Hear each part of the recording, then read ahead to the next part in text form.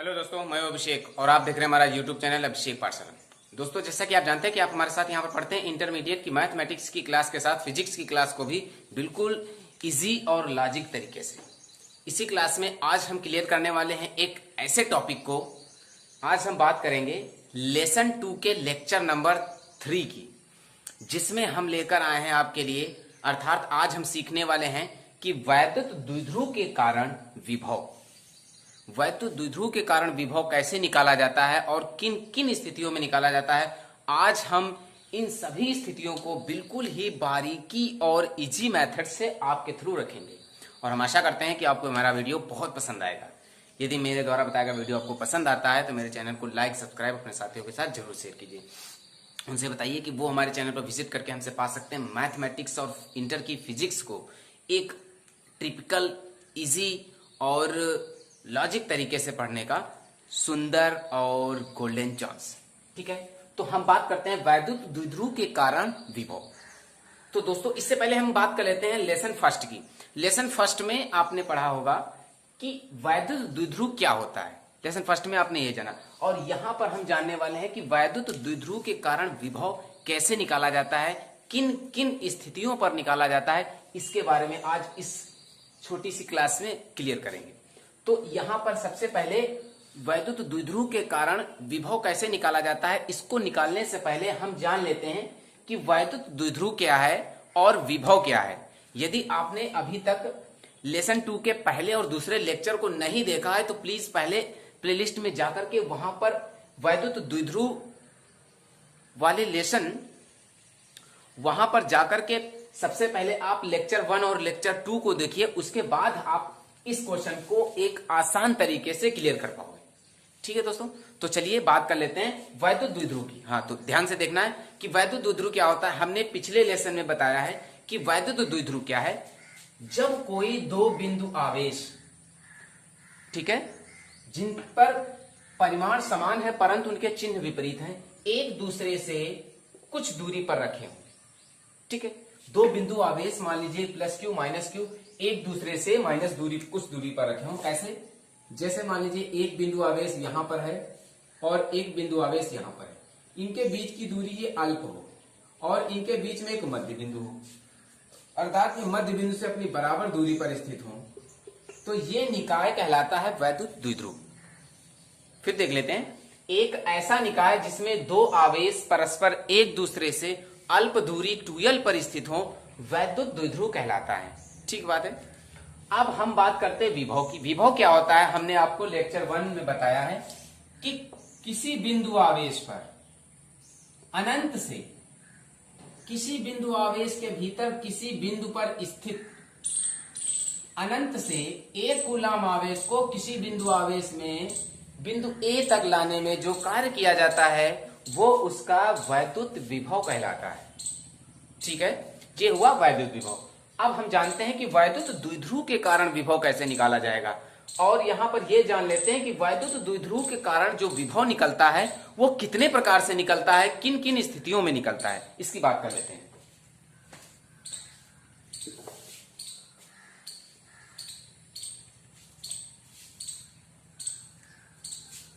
सबसे पहले वैद्युत द्विध्रुव के कारण विभव निकलता है वैद्युत द्विध्रुव की अच्छी स्थिति पर। देखिए, ये है वैद्युत द्विध्रुव के कारण विभव 3 स्थितियों में निकलेगा।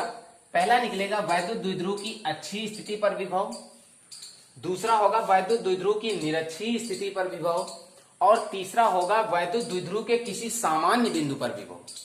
ठीक है, यहां पर इन 3 स्थितियों के कारण निकलता है आपका। तो यहां पर हम सबसे पहले बात कर लेते हैं कि वैद्युत द्विध्रुव की अच्छी स्थिति या वैद्युत द्विध्रुव के अक्ष पर वैद्युत विभव का व्यंजक क्या होता है, इसको सबसे पहले हम यहां पर डिफाइन करेंगे। ठीक है,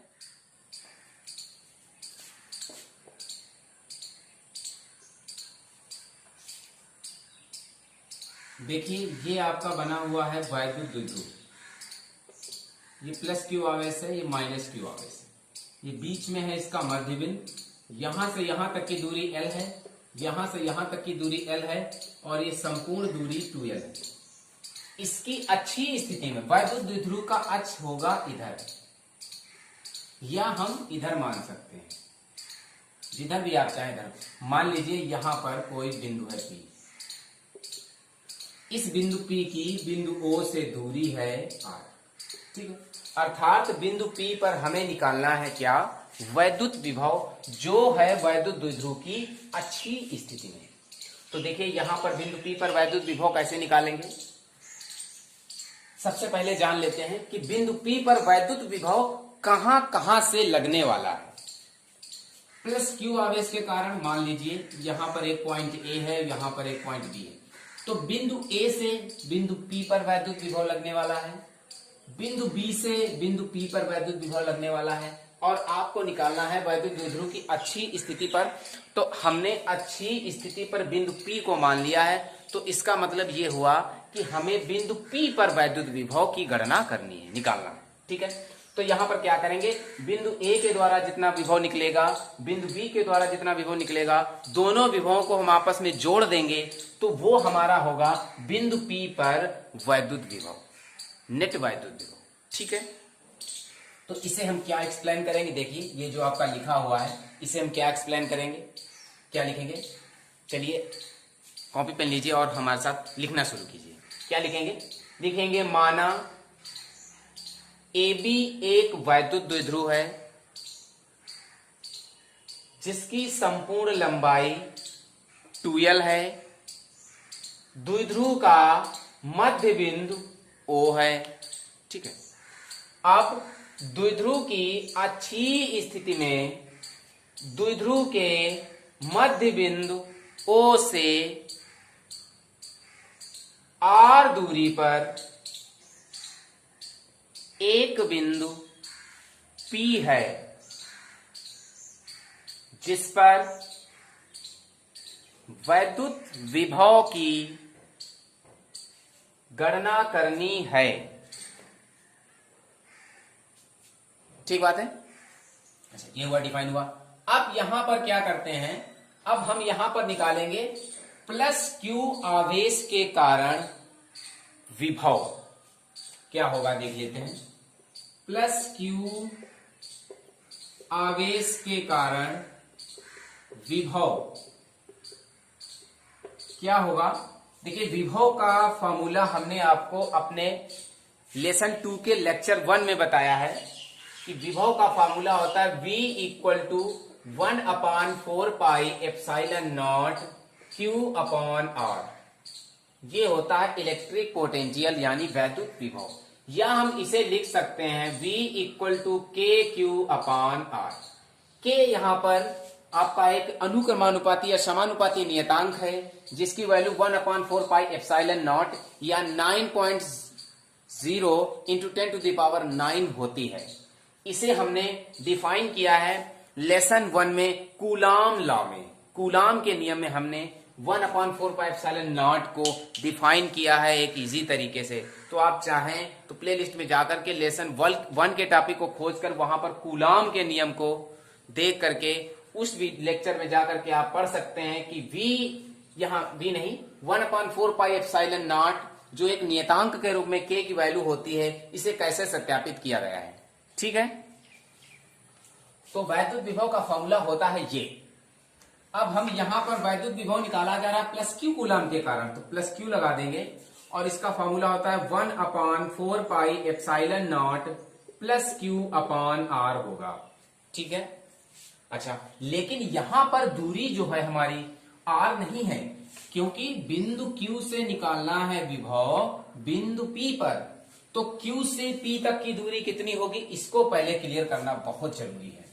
तो देख लेते हैं, O से लेकर P तक की दूरी है R, O से लेकर A तक की दूरी है L, तो टोटल कितनी दूरी हुई P से लेकर A तक या P से लेकर Q तक, R इतनी है L इतनी है, तो टोटल कितनी होगी R प्लस L।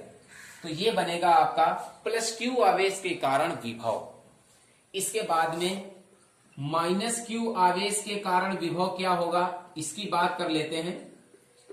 तो माइनस Q आवेश के कारण विभव होगा, आप लोग सोच रहे होंगे V minus Q equal to इसका होगा 1/4 pi epsilon naught minus Q upon यहां पर दूरी को कैसे क्लियर करेंगे? माइनस क्यू कहां पर है? ये है बिंदु बी पर, अर्थात बिंदु बी से पी पर विभव की गणना के लिए इसकी दूरी है बी से पी तक, बीपी ज्ञात करनी है।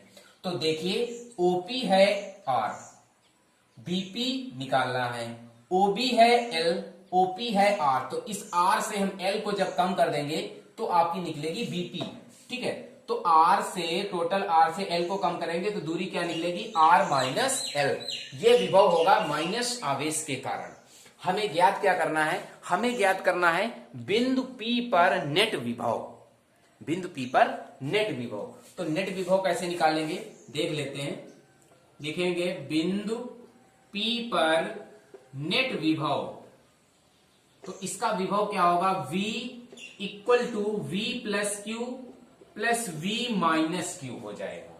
ठीक है, चलिए इसको क्लियर करते हैं। V equal to V plus q की वैल्यू है ये 1/4 pi epsilon naught into q upon r plus l, plus V minus q की वैल्यू है इतनी 1/4 pi epsilon naught into minus q upon r minus L.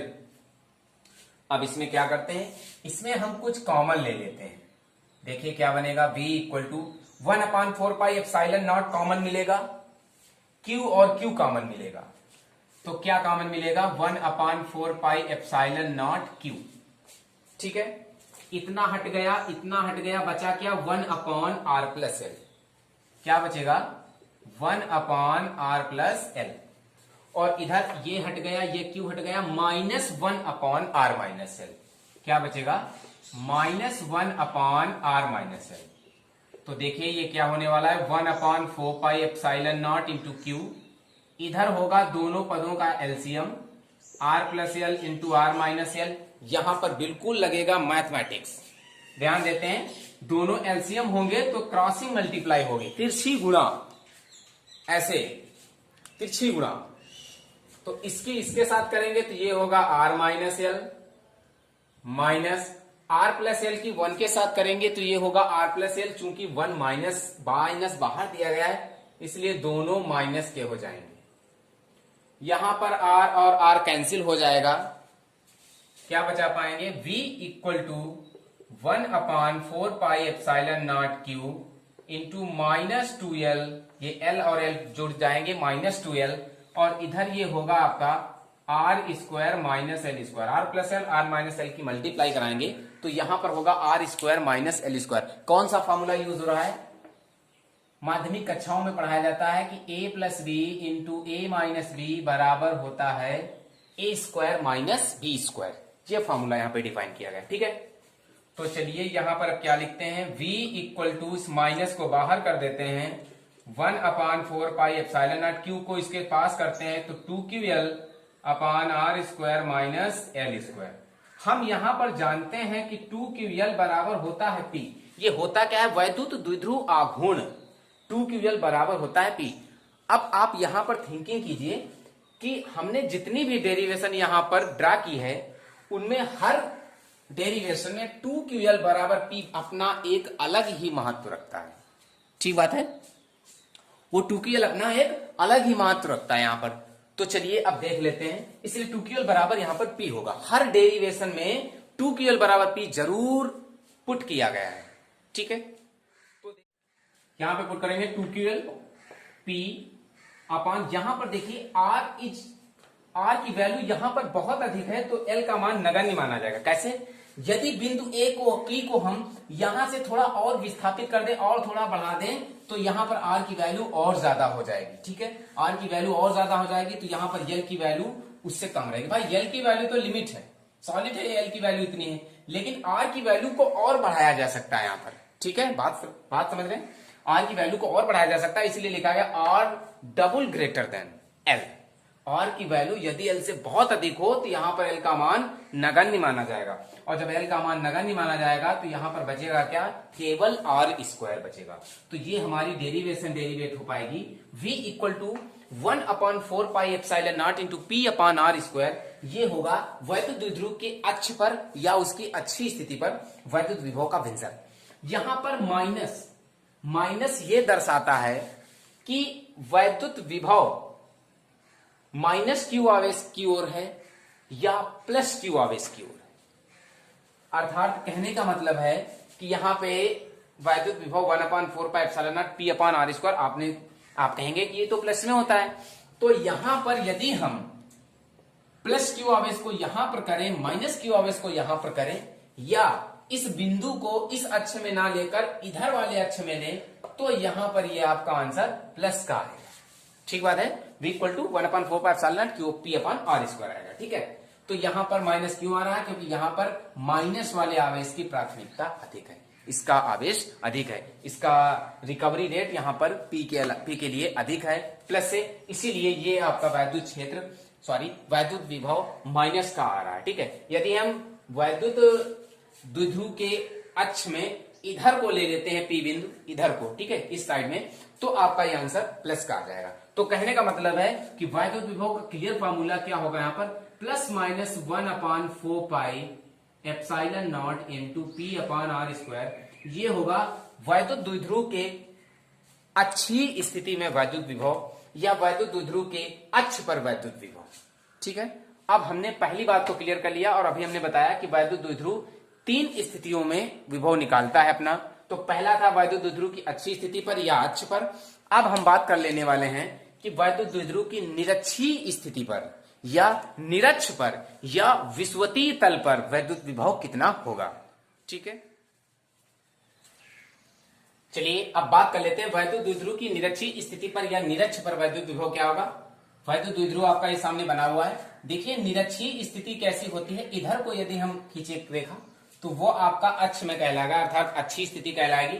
निरक्षीय स्थिति क्या होती है, निरक्ष क्या होता है, देखिए यहां पर इसकी परिभाषा पहले समझ लेते हैं। निरक्ष की क्या लिखेंगे कि किसी वैद्युत द्विध्रुव के मध्य बिंदु से लंबवत गुजरने वाली रेखा उस द्विध्रुव की निरक्ष रेखा कहलाती है। ठीक है, अर्थात यह कह सकते हैं किसी वैद्युत द्विध्रुव का मध्य बिंदु जिस रेखा से होकर जाता है वह रेखा उसकी निरक्षीय स्थिति में आती है। ठीक है, तो चलिए हम निरक्षीय स्थिति यहां पर ड्रा कर लेते हैं ऐसे।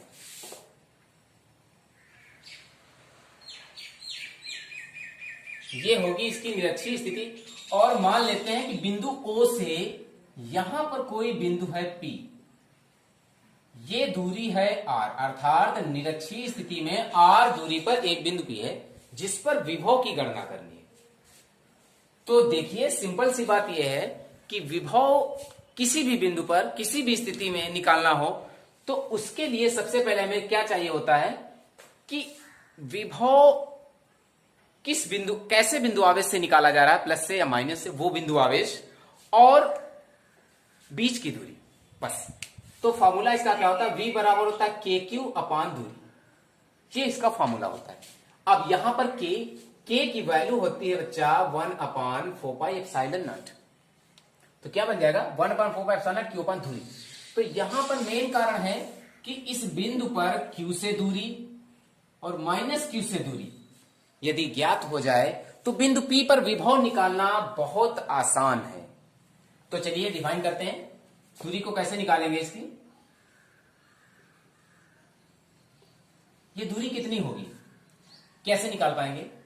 देखिए ये लंबवत आपका गिर रहा है, ये आपका 90 अंश का कोण बनाएगा, अर्थात ये एक समकोण त्रिभुज होगा। इसे हम नाम दे देते हैं ए। तो ये त्रिभुज होगा AOP। तो यहां पर सबसे पहले हम सॉल्व करेंगे त्रिभुज AOP में। क्या हो जाएगा, कर्ण का स्क्वायर बराबर लंब का स्क्वायर प्लस आधार का स्क्वायर, ये पाइथागोरस रीत लगे। कर्ण कहां है, ये कर्ण है, ये आधार है और ये है आपका लंब। ठीक है, जो भुजा, देखिए जिस भुजा पर कोण होता है, जैसे यहां पे मान लीजिए थीटा कोण है, जिस भुजा पे छोटा अल्प कोण होता है वो भुजा आधार कहलाती है। जहां पर 90 अंश का कोण निर्मित होता है उसके ठीक सामने की भुजा कर्ण कहलाती है, और जिस भुजा पर 90 अंश का कोण बनाया जाता है लंबवत, वो भुजा लंब कहलाती है, या कह सकते हैं लंब और आधार को मिलाने वाली भुजा कर्ण कहलाती है। ठीक है, ये हमने कक्षा 9, कक्षा 10 और कक्षा 8 की मैथमेटिक्स क्लासों में बहुत पढ़ा होगा। चलिए डिफाइन करेंगे यहां पर, कर्ण का स्क्वायर लंब का स्क्वायर प्लस आधार का स्क्वायर। तो कर्ण कितना है AP,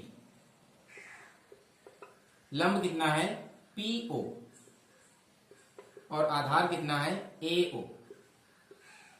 तो ये बनेगा AP स्क्वायर बराबर PO क्या है, PO है R स्क्वायर प्लस AO कितना है, AO है L, R square plus L square. तो AP निकालना है तो ये स्क्वायर खत्म करेंगे तो इधर रूट लगेगा, तो अर्थात ये दूरी आपकी निकलेगी A से लेकर P तक की under root R square plus L square. Minus q आवेश के कारण बिंदु P तक दूरी कितनी आएगी, इसकी भी दूरी आएगी under root R square plus L square. त्रिभुज POQ से, POQ को इसी प्रकार क्लियर करेंगे तो इसकी भी दूरी इतनी ही आएगी under root R square plus L square. अब हमें ज्ञात क्या करना है, बिंदु P पर विभव की गणना करनी है, बिंदु P पर। और बिंदु P कहां है, वैद्युत द्विध्रुव की निरक्षीय स्थिति में रखा हुआ है, विषुवतीय तल में रखा हुआ है, निरक्ष पर रखा हुआ है। तो क्या हमने आपको बताया पिछले अभी वीडियो में बताया, जब वैद्युत द्विध्रुव की अच्छी स्थिति पर वैद्युत विभव निकाल रहे थे तो यहां पर बिंदु P पर हमने बताया कि प्लस Q से बिंदु P पर विभव कितना लग रहा है, माइनस Q से बिंदु P पर विभव कितना लग रहा है। अगर इन दोनों विभवों को हम निकाल लेते हैं और आपस में इन्हें जोड़ देंगे तो वो निकल आएगा बिंदु P पर नेट विभव, टोटल विभव। तो यहां पर बस क्या करेंगे, जैसे पॉइंट्स P मान लेते हैं, निकाल लेंगे क्या, प्लस Q आवेश के कारण विभव, इसके कारण विभव कितना आ रहा है, इसको डिफाइन करते हैं। देखिए विभव का फॉर्मूला क्या होता है, V equal to KQ upon दूरी, या कह सकते हो V equal to 1 upon 4 pi epsilon naught Q upon दूरी। तो क्या लगाएंगे, 1 upon 4 pi epsilon naught Q plus Q है अपान दूरी, दूरी इसकी है under root R square plus L square. तो ये आपका विभव निकल आया प्लस Q के कारण। अब माइनस Q के कारण विभव कैसे निकालेंगे,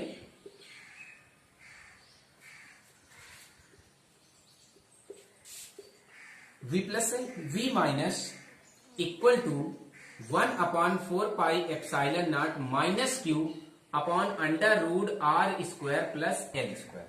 ठीक है, ये निकल आएगा माइनस Q के कारण। आपको निकालना क्या है, बिंदु P पर नेट विभव। तो बिंदु P पर नेट विभव की गणना कर लेते हैं। बिंदु P पर नेट विभव, तो नेट विभव कितना होगा, V equal to VP, P पर V plus Q plus V minus Q, दोनों का योग। तो निकाल लेते हैं VP equal to V plus Q कितना था, इतना। क्या लिखेंगे, 1 upon 4 pi epsilon naught into Q upon under root R square plus L square. Minus Q के कारण विभव कितना है, plus 1 upon 4 pi epsilon naught into minus Q upon under root R square plus L square. तो देखिए ये क्या बनेगा, VP इक्वल टू, इसे लिखेंगे 1 upon 4 pi epsilon naught Q, इतना ले लेंगे हम कॉमन दोनों से। ठीक है, तो यहां पर बचेगा under root 1 upon R square plus L square. Q upon 4 pi epsilon naught को हमने बाहर किया, 1 upon under root R square plus L square. इधर हम माइनस प्लस में माइनस की प्राथमिकता होगी, Q और into 1 upon 4 pi epsilon naught बाहर, तो यहां पर बचेगा 1 upon under root R square plus L square. तो देखिए डिफाइन कर रहे हैं, यहां पर ये दोनों एक शकल के दिए गए हैं, बिल्कुल चिन्हों में विपरीत हैं केवल, तो ये आपस में कैंसिल हो जाएंगे, अर्थात इसकी वैल्यू 0 होगी यहां पर। तो इसे लिखेंगे VP equal to 1 upon 4 pi epsilon naught Q और यहां होगा 0। 0 से जब हम पूरे फलन को गुणा करेंगे तो ये क्या आ जाएगा, 0 आ जाएगा। तो क्या निष्कर्ष निकला है कि वैद्युत द्विध्रुव की निरक्षीय स्थिति पर या निरक्ष पर वैद्युत विभव शून्य होता है। ये बात आपके सामने आ गई कि वैद्युत द्विध्रुव की निरक्षीय स्थिति पर वैद्युत विभव शून्य होता है। ठीक है, समझ पाए कैसे निकालेंगे। और आप चाहें तो यहां पर इसकी परिभाषा को डिफाइन कर सकते हैं। क्या लिखेंगे, जैसा कि हमने आपको अभी बताया वैद्युत द्विध्रुव की अच्छी स्थिति में वैद्युत विभव, उसमें जो परिभाषा डिफाइन की सेम वैसे ही लिखना है, बस थोड़ा अंतर है कि यहां पर ये जो बिंदु P है ये अब निरक्षीय स्थिति में रखा हुआ है। अभी तक पिछले डेरिवेशन में बिंदु P जो था वो वैद्युत द्विध्रुव की अच्छी स्थिति में या अक्ष पर रखा हुआ था, यहां पर निरक्षीय स्थिति में रखा हुआ, तो बस थोड़ा सा बदल जाए। ठीक है दोस्तों, आशा करते हैं कि पसंद आया होगा। अब हम नेक्स्ट टॉपिक की बात कर लेते हैं। ये तो हमारा सेकंड टॉपिक था। अब नेक्स्ट टॉपिक इसी पर है। क्या, हमने वैद्युत द्विध्रुव के कारण विभव को 3 स्थितियों में बांटा कि वैद्युत द्विध्रुव के कारण विभव 3 स्थितियों में निकल सकता है मैक्सिमम। 2 स्थितियां हमने आपको क्लियर करा दी और थर्ड स्थिति जो है उसकी बात कर लेते हैं। देखिए थर्ड स्थिति बहुत ही लॉजिक है और थोड़ी डिफिकल्ट है, यदि आप ध्यान देंगे तो बहुत ही इजी हो जाएगी आपके लिए, ये मेरा वादा है। ठीक है दोस्तों, तो अब बात करते हैं थर्ड नंबर की। चलिए थर्ड टॉपिक की बात कर लेते हैं, जो है किसी सामान्य बिंदु पर वैद्युत द्विध्रुव के कारण विभव। तो देखिए सबसे पहले हम यहां पर बना लेते हैं फिगर, यानी वैद्युत द्विध्रुव। वैद्युत द्विध्रुव ये आपका तैयार है, माइनस क्यू आवेश है, इधर प्लस क्यू आवेश है, ये मिडिल पॉइंट है इसका O, ये दूरी है L, ये दूरी है L, संपूर्ण लंबाई है 2L। अब किसी सामान्य बिंदु पर, तो मान लीजिए कि हमने यहां पर कोई एक पॉइंट P ले लिया है, ठीक है। ये पॉइंट P ना तो अब द्विध्रुव की अच्छी स्थिति में है और ना ही उसकी निरक्षीय स्थिति में है, ये एक सामान्य स्थिति में है कि सामान्य बिंदु पर हमें विभव, और इस पर ज्ञात करना है हमें विभव। तो अभी तक हमने दोनों डेरिवेशनों में क्या सीखा है कि किसी बिंदु P पर वैद्युत विभव ज्ञात करने के लिए क्या करते हैं, उनके आवेशों के बीच की, आवेशों से उस बिंदु तक की दूरी को निकालते हैं और उन आवेशों के कारण उस बिंदु P पर कितना विभव लग रहा है, कैसा विभव लग रहा है, इसको निकालते हैं और आपस में ऐड कर देते हैं, तो वो आ जाता है बिंदु P पर नेट विभव। ठीक है, अभी तक हमने नहीं जाना, क्या जाना, फिर से डिफाइन कर लेते हैं कि यदि हमें किसी बिंदु P पर विभव ज्ञात करना हो तो क्या करेंगे, सर्वप्रथम बिंदु P से जो आवेश हमारे द्विध्रुव में दिए गए हैं वहां तक की दूरी को क्लियर करेंगे, यानी बिंदु P से माइनस क्यू की दूरी, बिंदु P से प्लस क्यू की दूरी, और उसके बाद प्लस क्यू बिंदु P पर कुछ विभव लगाएगा, माइनस आवेश द्वारा बिंदु P पर कुछ विभव लगाया जाएगा। इन दोनों विभवों को निकालकर आपस में ऐड करने के बाद हम पा पाएंगे बिंदु P पर नेट विभव या कुल विभव या क्लियर विभव। ठीक है, तो चलिए एक बात कर लेते हैं। मान लीजिए ये बिंदु है, रखा हुआ है, तो हम मान लेते हैं कि इसकी दूरी जो है बिंदु O से वो R है। ठीक है, बिंदु R से ये रखा हुआ है, बिंदु O से R दूरी पर एक बिंदु P है जो अपनी सामान्य स्थिति में है। कहने का मतलब है ना ये अच्छी स्थिति में है ना निरक्षी स्थिति में है। अच्छा, तो यहां से यहां तक की दूरी कितनी होगी और यहां से यहां तक की दूरी कितनी होगी, ये निकालना अनिवार्य। तो मान लेते हैं ये दूरी R1 है, ये दूरी R2 है। ठीक, ये दूरी R1 मान लेते हैं P से और इस दूरी को R2 मान लेते हैं। तो हमें निकालना क्या है, सामान्य बिंदु पर विभव। तो देखिए यहां पर विभव कैसे निकलेगा, सबसे पहले हम निकालेंगे प्लस Q के कारण विभव। तो प्लस Q के कारण विभव होगा V plus Q equal to हो जाएगा KQ अपान दूरी। ठीक, अर्थात हो जाएगा KQ अपान दूरी प्लस Q के कारण है R1, ये निकाल लेंगे। उसके बाद जब माइनस Q के कारण निकालते हैं तो ये हो जाएगा V minus Q equal to KQ upon दूरी, या हम लिख सकते हैं इसको KQ अपान R2। ठीक है, माइनस Q R2 दूरी पर है तो इसका विभव ये होगा, प्लस Q R1 दूरी पर है P से तो इसका विभव ये होगा। इन दोनों, ये दोनों विभव यदि निकाल पाएंगे और इनको ऐड कर दीजिए तो बिंदु P पर आ जाएगा नेट विभव, टोटल विभव। तो चलिए कैसे क्लियर करते हैं इसको, ध्यान दे देते हैं जरा। मान लीजिए कि ये आपका O जो बिंदु है थीटा अंश के कोण पर झुका हुआ है। अच्छा, यहां पर हम डिफाइन करते हैं, थोड़ा ध्यान देते हैं क्या, कि यदि कोई दो ऐसी रेखाएं हैं जो आपस में एक बहुत ही छोटा कोण बना रही हो और यदि इसके द्वारा इस पर लंब डाला जाए, ध्यान देना है, तो ये भुजा इस भुजा के बराबर होती है।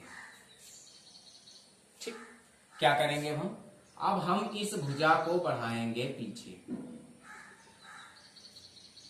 ठीक है, और इस भुजा को इस भुजा से इस भुजा पर डालेंगे लंब ऐसे,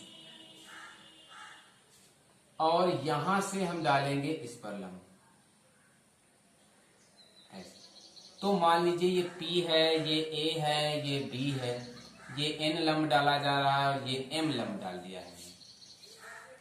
तो अभी तक हमने क्या देखा, अभी तक हमने देखा कि यदि दो रेखाएं आपस में बहुत ही छोटा कोण बना रही हों, यहाँ पर बहुत छोटा कोण बना है, तो यहां पर से यदि लंब डाल दिया जाए तो ये भुजाएं आपस में इक्वल होती हैं।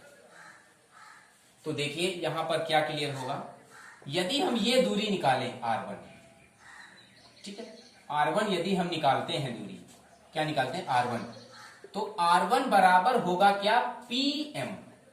R1 बराबर क्या होगा यहां पर, PM। ध्यान देना, R1 कहां है, ये AP बराबर PM। AP की वैल्यू कितनी है, R1, और PM कहां है, PM। तो PM को हम कुछ इस प्रकार डिफाइन कर सकते हैं, R1 इक्वल टू PM को लिखेंगे हम क्या, PO प्लस OM, इसे लिख सकते हैं PO प्लस MO, ठीक है। R1 की वैल्यू होगी यहां पर PO प्लस MO। अब हम बात कर लेते हैं MO दूरी कैसे निकलेगी। तो MO दूरी निकालने के लिए हमें त्रिभुज लेना पड़ेगा AMO। क्या ले लेंगे, त्रिभुज AMO। त्रिभुज AOM में हम निकालेंगे कॉस थीटा। कॉस थीटा होता है आधार बटे कर्ण।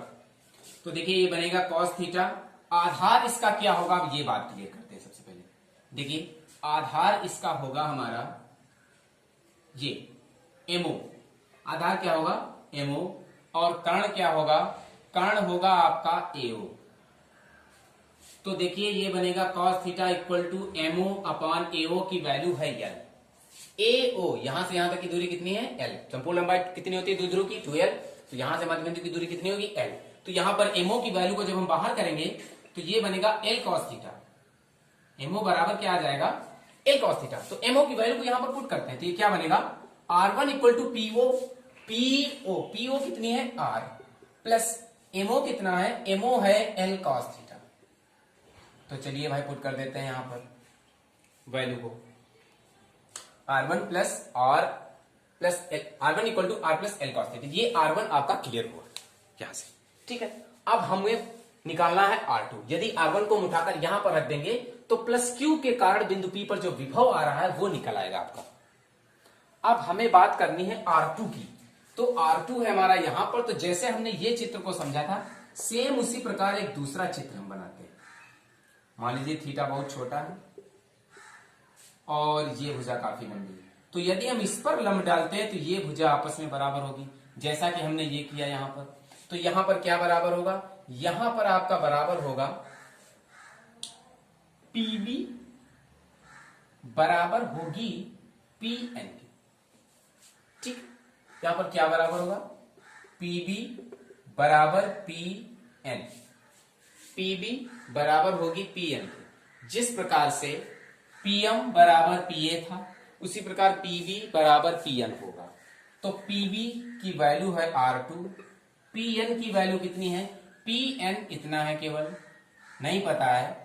तो देखिए यहां से यहां तक की दूरी कितनी है, PO से यदि हम NO को हटा देंगे तो हमें क्लियर दूरी पता हो जाएगी। तो क्या लिखेंगे हम PN को लिखेंगे PN को लिखेंगे PO minus NO, PO minus NO। R2 आपका निकलेगा PO माइनस NO। तो चलिए इसको यहां से क्लियर करते हैं, अर्थात त्रिभुज लेते हैं NBO। क्या त्रिभुज लेंगे, त्रिभुज NBO में, इसमें भी cos थीटा लगाएंगे, ये हो जाएगा आधार बटे कर्ण।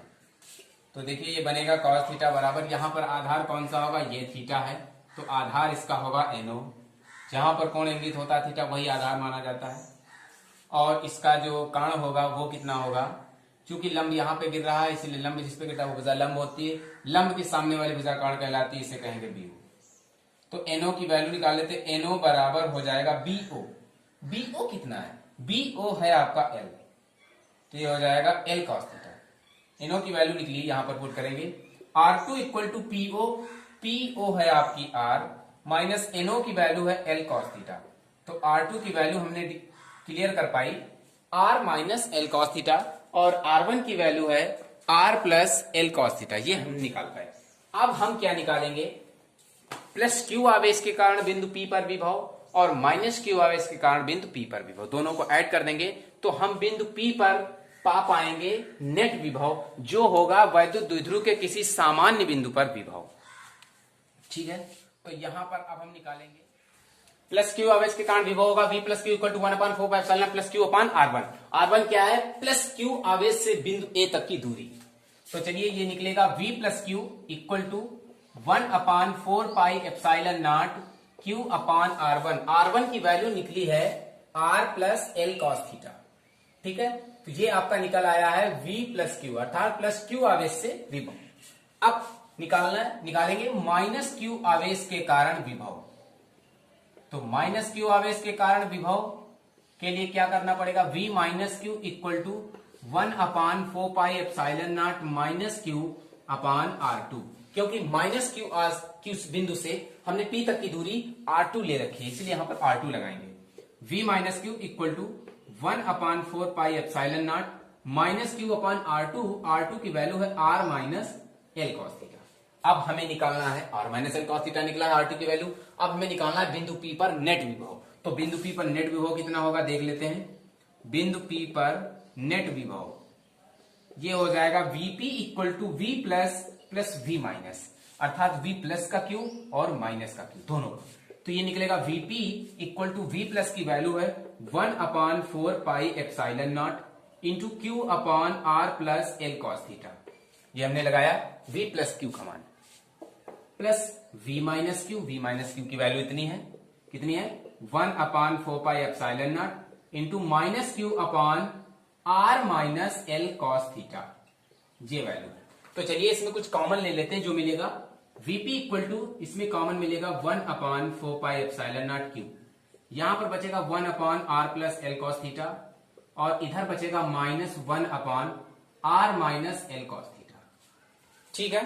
ये बचा, इसको हम दोनों एलसीएम लेके तिरछी मल्टीप्लाई कराएंगे, तो ये बनेगा Vp equal to 1 upon 4 pi epsilon naught Q, ये हो जाएगा R plus L cos theta, और दूसरे ब्रैकेट में होगा R minus L cos theta, ये बनेगा आपका। तिरछी गुणा हो जाएगी, ये हो जाएगा R minus L cos theta, और ये हो जाएगा minus R minus L cos theta, ये हो जाएगा, ठीक है। तो यहां पे R कैंसिल हो जाएगी, देखिए माइनस लगा हुआ है, दोनों प्लस के थे दोनों माइनस के हो गए। अब हम इसे लिख सकते हैं Vp equal to 1 upon 4 pi epsilon naught into Q, L cos theta जुड़ करके minus 2L cos theta upon नीचे हो जाएगा R प्लस L कॉस। अब इसे कैसे क्लियर करेंगे, इसे लिखेंगे Vp equal to 1 upon 4 pi epsilon naught into Q, और इसे फिर से लिख लेते हैं minus 2L cos theta upon R plus L cos theta, और दूसरे ब्रैकेट में R minus L cos theta, ठीक है। यहां पर क्या करेंगे, देखिए हमने अभी तक जाना है कि वैद्युत द्विध्रुव आघूर्ण जो होता है वो हमारा होता है 2QL, अर्थात उसे P से लिखते हैं, यानी यहां पर फॉर्मूला बनेगा 2QL बराबर P। तो 2QL को पास करेंगे तो इसे लिखेंगे Vp equal to 1 upon 4 pi epsilon naught into minus cos theta, ये हो जाएगा माइनस कॉस थीटा को पास करेंगे, और इस Q को 2L के पास करेंगे, तो ये बनेगा 2QL अपॉन नीचे जो आपका लिखा हुआ है R plus L cos theta, R minus L cos theta. तो हम इसे लिखेंगे R square minus L square cos square theta. ये आपका लिखा हुआ है कैसे, ये लिखा हुआ है एक ब्रैकेट में a प्लस बी और a माइनस बी, इसका फॉर्मूला होता है a square minus b square, इस रूप में दिया गया है, इस रूप में दिया गया है, इसे इस रूप में लिखा गया, ठीक है। a आपका यहाँ पर R है और b आपका L कॉस थीटा है, तो L यानी R का स्क्वायर R स्क्वायर होगा, L कॉस थीटा का square L square cos square theta होगा, क्योंकि R और L और कॉस थीटा आपस में अलग अलग यहाँ पर है, ठीक है, दो आपके चर हैं। अब हम यहाँ पर क्या करेंगे, फॉर्मूला अप्लाई करेंगे, देखिए इसे लिखेंगे Vp equal to 1 upon 4 pi epsilon naught minus cos theta into यहाँ पर लिख देंगे 2QL बराबर है P के, अपॉन में नीचे लिखेंगे R square minus L square cos square theta. अब यहाँ पर देखिए क्या लिखेंगे, यहाँ पर लिखेंगे चूंकि R greater than equal to L, यानी यहाँ पर R की वैल्यू L की तुलना में बहुत अधिक है। क्यों, यदि हम चित्रानुसार चित्र पर जाएंगे और देखते हैं कि जहां पर बिंदु P है वो द्विध्रुव के मध्य बिंदु O से R दूरी पर है, यदि उस बिंदु P को थोड़ा और बढ़ा दिया जाए, कहने का मतलब है R का मान और ज्यादा कर दिया जाएगा, तो जब R का मान ज्यादा कर दिया जाएगा तो वहां पर L का मान छोटा हो जाएगा, बहुत छोटा हो जाएगा, जब यहाँ पर एल का मान छोटा हो जाएगा तो उसे हम नगण्य मान लेते हैं। ठीक है, यहाँ पर आर की वैल्यू जो है वो एल की तुलना में काफी अधिक है, इसलिए एल का मान नगण्य होगा। अब चूंकि यहाँ पर एल स्क्वायर के साथ में कॉस भी दिया गया है तो एल के साथ साथ कॉस स्क्वायर थीटा भी नगण्य मान लिया जाएगा। कहने का मतलब है L square cos square theta नगण्य माना जाएगा। ठीक बात है, L square cos square theta को छोड़ देंगे या नगण्य मानेंगे। तो इसे क्या लिखते हैं, Vp equal to 1/4 pi epsilon naught into minus को बाहर करेंगे, इसे लिखेंगे P cos theta upon are square, बचेगा l square cos square theta नगण्य हो जाएगा। तो ये हमारा निकल आएगा कि किसी सामान्य बिंदु पर वैद्युत द्विध्रुव के कारण वैद्युत विभव का व्यंजक Vp equal to -1/4 pi epsilon naught into P cos theta upon are square. ठीक है, यदि हम यहाँ पर माइनस ये दर्शाता है कि यदि आपने बिंदु P को वैद्युत द्विध्रुव के उस दिशा में लिया है जिधर माइनस आवेश कार्यरत है, तो इसलिए माइनस का प्रकोप जारी रहेगा वहां पर, इसलिए इसका आंसर माइनस में आएगा। यदि हम प्लस की ओर सामान्य बिंदु को लेते हैं तो यहाँ पर प्लस का आएगा। तो कहने का मतलब है इसका आंसर ये भी आ सकता है, Vp equal to +/1/4 pi epsilon naught into P cos theta upon are square, ये भी इसका मान हो सकता है। ठीक है, तो बच्चों फिर से हम इस डेरिवेशन को क्लियर करते हैं। कैसे, हमने क्या सीखा, सबसे पहले फिर से रिवीजन कर लेते हैं। हमारा टॉपिक था वैद्युत द्विध्रुव के कारण वैद्युत विभव। हमने आपको बताया सबसे पहले कि वैद्युत द्विध्रुव के कारण वैद्युत विभव किन किन स्थितियों पर कैसे कैसे होता है, उसे एक सिंपल मेथड से कैसे डिफाइन करेंगे। तो वैद्युत द्विध्रुव में हमने सीखा कि वैद्युत द्विध्रुव की अक्षीय स्थिति में या अक्ष पर वैद्युत विभव होता है।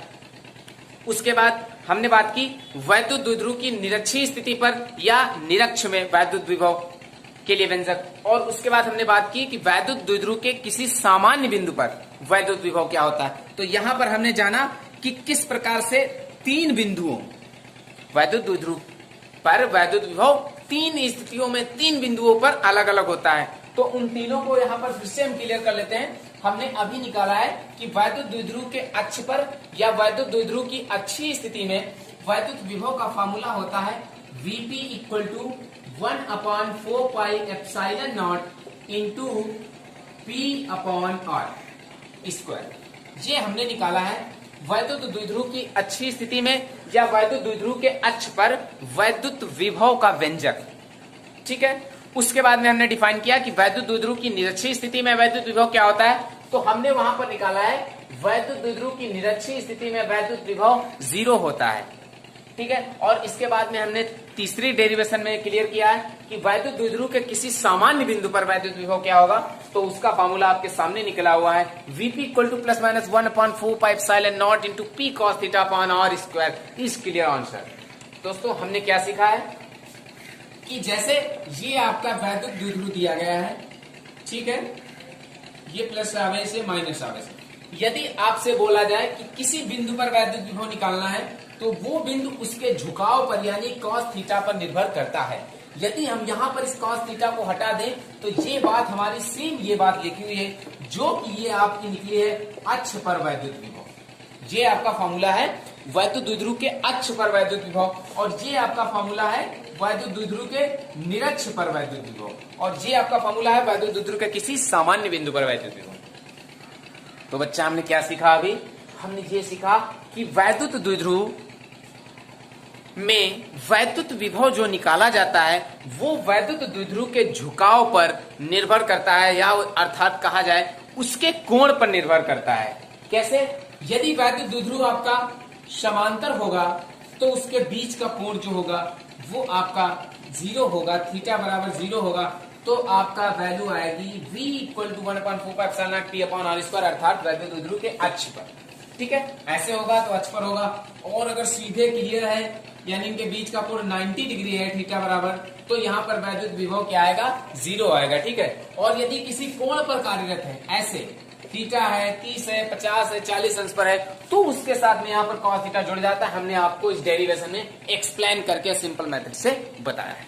ठीक है दोस्तों, तो ये रही आज की क्लास। हम आशा करते हैं कि आपको ये वीडियो हमारा जरूर पसंद आया होगा। यदि पसंद आया है यदि मेरी मेहनत आपको अच्छी लग रही है तो प्लीज मेरे चैनल को लाइक, सब्सक्राइब और अपने साथियों के पास जरूर शेयर कीजिए दोस्तों। बस आपका लाइक, सब्सक्राइब और हमें यही प्यार मिलता रहे। और ठीक है दोस्तों, फिर मिलते हैं लेसन 2 के कुछ आगे के टॉपिकों को लेकर, वैद्युत विभव के आगे के टॉपिक को लेकर एक इंटरेस्टेड मेथड के साथ। ठीक है, तब तक के लिए पढ़ते रहिए हमारे यूट्यूब चैनल इस लॉकडाउन में, अभिषेक पाठशाला। Thank you.